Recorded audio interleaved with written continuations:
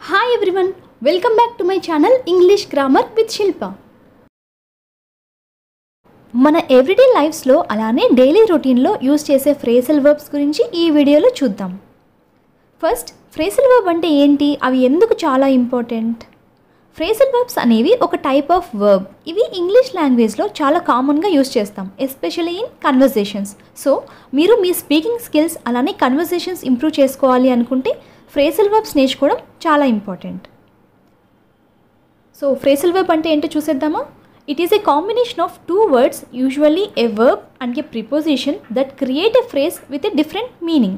Simple ga cheppali ante phrasal verb is a verb and a preposition together. Verb and preposition ni kalipite phrasal verb avutundi. Preposition actually is what makes the meaning of the verb. Preposition anedi nijaniki verb lo oka meaning ni testundi.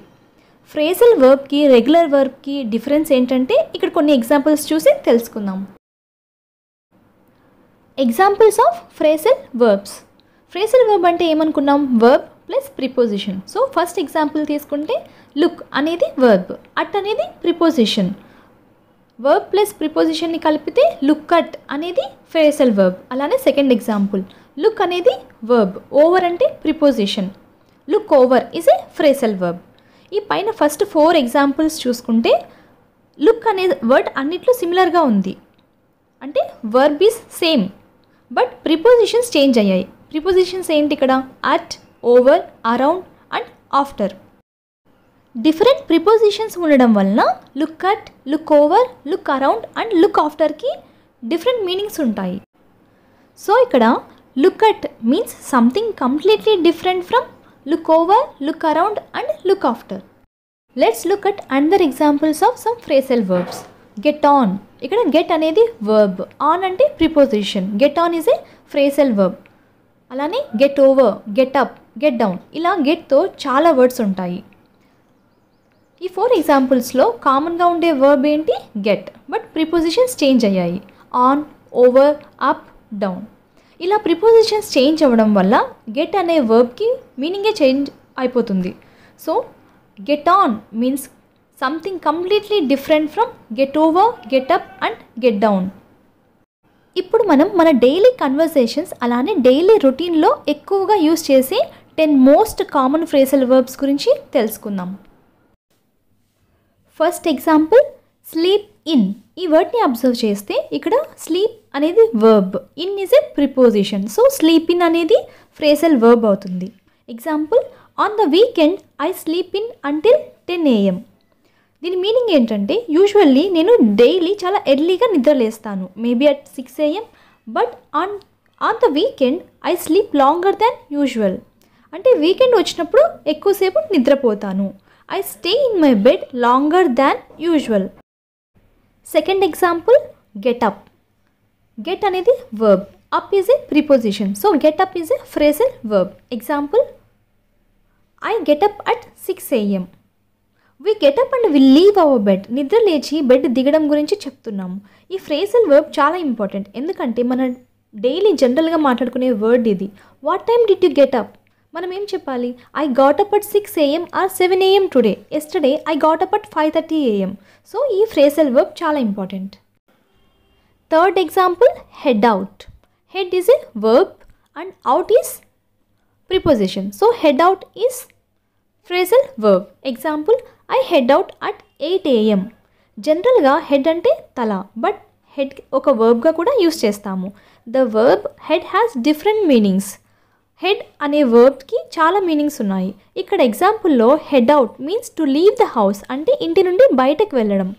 మనం daily మన work కోసం బయటికి వెళ్ళేప్పుడు ఈ phrasal verb use చేస్తాము. I head out at 8 AM. That's the time I leave my house. So ఇక్కడ head out అంటే leave అనే మీనింగ్ కూడా వస్తుంది. Fourth example heat up. Heat is a verb, up is preposition. So heat up is a phrasal verb. Example I hate up my lunch in a microwave. So జనరల్గా మనం food ఏదైనా మిగిలినది ఫ్రిడ్జ్లో పెట్టి తీసినప్పుడు యూజువల్లీ ఏం చేస్తాం? We go to the microwave and we heat up our food. Food తీసి మైక్రోవేవ్లో హీట్ చేస్తాం. Heat is a verb and it means to make something hot. Fifth example, workout. Work is a verb and out is preposition. So together workout is a phrasal verb. Example, I work out every day. Workout can be different types of exercise like lifting weights, it might be running or jogging. So workout ane word ki similar word enti exercise. Sixth example, warm up. Warm is a verb, up is preposition. Together warm up is a phrasal verb. Example, I warm up before exercising. Warm up అంటే preparing for an activity. ఏదైనా యాక్టివిటీకి మన బాడీని మనం prepare చేయడాన్ని warm up అంటాము.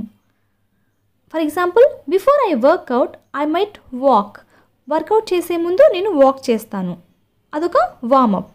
Before I workout I stretch my arms, I might do some jumping jacks. So it is little activity or light exercise to prepare for walking out. Workout చేసే ముందు మనం చేసే ఆ లిటిల్ ఎక్సర్సైజ్ ఏదైతే ఉందో దానిని మనం వార్మప్ అంటాం. Seventh example, meet up. Meet is a verb, up is preposition. Together meet up is a phrasal verb. Example, I meet up with my friends at a cafe. Meet up is same like meet but we use it more informally. Informally అంటే అఫీషియల్గా కాకుండా just ఫ్రెండ్స్ని అలా meet అవ్వడానికి మనం use చేసే phrasal verb meet up. Eighth example, go out. Go is a verb, out is preposition. Together go out is a phrasal verb. Example, I go out at 8:30 p.m. అంటే నేను 8:30 p.m.కి ఇంటి నుండి బయటికి వెళ్తున్నాను. It is same like leaving the house. Ninth example, get in.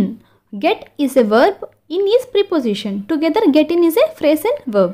Example, I get in at 10 p.m. అంటే ఇంటికి 10 p.m.కి return వచ్చాను అని చెప్తున్నాం. ప్రీవియస్గా గో అవుట్ అంటే ఏమనుకున్నాం, ఇంటి నుండి బయటికి వెళ్ళడం. ఈ ఎగ్జాంపుల్లో గెట్ ఇన్ అంటే బయటి నుండి ఇంటికి రావడం. ఫర్ ఎగ్జాంపుల్, లాస్ట్ నైట్ నేను ఒక మూవీకి వెళ్ళి మిడ్ నైట్ ఇంటికి తిరిగి వచ్చాను. So this means returning home. ఇలాంటి టైంలో గెట్ ఇన్ అనే ఫ్రేజల్ వర్బ్ యూజ్ చేస్తాము. Last and most important phrasal verb, tidy up. Tidy is a verb, up is preposition. Together tidy up is a phrasal verb. Example, to put things into the right place. Tidy up అంటే వస్తువులని నీట్గా organise చేసుకోవడం, సర్దుకోవడం, ఎక్కడ ఉండే వస్తువులు అక్కడ ప్రాపర్గా పెట్టడం. సపోజ్ మన ఇంటికి సడన్గా ఎవరైనా వస్తున్నారు అని తెలిసి ఇల్లంతా చాలా డర్టీగా ఉండి త్వరగా క్లీన్ చేయాలి అనుకున్నప్పుడు ఇల్లంతా నీట్గా సర్దేస్తాం, దాన్ని టైడీ అప్ అంటాం. సో టైడీ అప్ని క్లీన్ అని కూడా యూస్ చేయవచ్చు. బట్ ఇక్కడ మనం ఆర్గనైజింగ్ గురించి మాట్లాడుతున్నాం, అంటే బుక్స్ లేదా క్లాత్స్ ఎక్కడైనా పడి ఉండి నీట్గా వాటి ప్లేసెస్లో అరేంజ్ చేయడం. ఇలాంటి సిచ్యువేషన్స్లో టైడీ అప్ అని ఫ్రేజల్ వర్బ్ని యూజ్ చేస్తాం. These are the most important 10 phrasal verbs in our daily routine. If you like this video, please like, comment, share and subscribe to my channel English Grammar with Shilpa. Thanks for watching.